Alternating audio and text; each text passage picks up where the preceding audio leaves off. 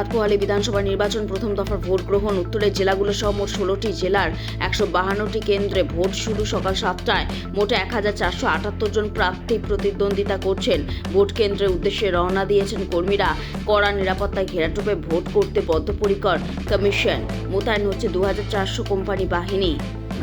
বুধবার সুপ্রিম কোর্টে ওঠে আইপ্যাক মামলা। এদিন বিচারপতি মিশ্র বলেন, আমরা এখানে কোনো আপিল আবেদন শুনছি না। আমরা শুধু ইডির এই পিটিশনটা আদৌ গ্রহণযোগ্য কিনা সেটাই ঠিক করব। এই মুহূর্তে মামলায় আর কিছু নেই। নতুন পরিস্থিতি আসে বলে আগের রায় বাতিল হয় বলেও মন্তব্য করেন বিচারপতি। বৃহস্পতিবার এই মামলার পরবর্তী শুনানি।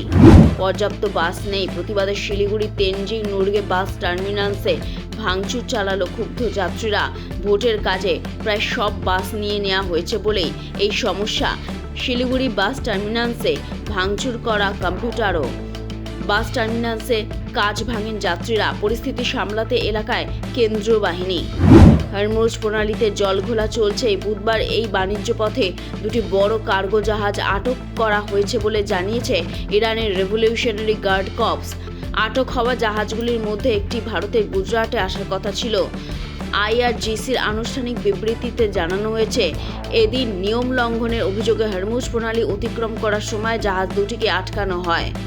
নেপালে কোনো শিক্ষা প্রতিষ্ঠানে আর থাকবে না রাজনৈতিক দলের ছাত্র সংগঠন। প্রধানমন্ত্রী হওয়ার পর প্রথম বৈঠকে এই সিদ্ধান্ত নিয়েছিল বলেন্দ্র শাহের মন্ত্রিসভা। তার বিরুদ্ধে আবারও অশান্ত নেপাল।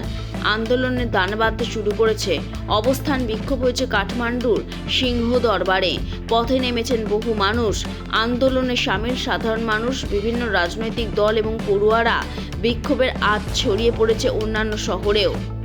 লটারি সংবাদ অফিসিয়াল আপনার পাশে। আপনার লটারির দোকানের যে কোনো অনুষ্ঠান, নতুন দোকানের উদ্বোধন এবং যে কোনো রকম অনুষ্ঠানে আপনারা পাশে পেতে পারেন লটারি সংবাদ অফিসিয়াল চ্যানেলকে।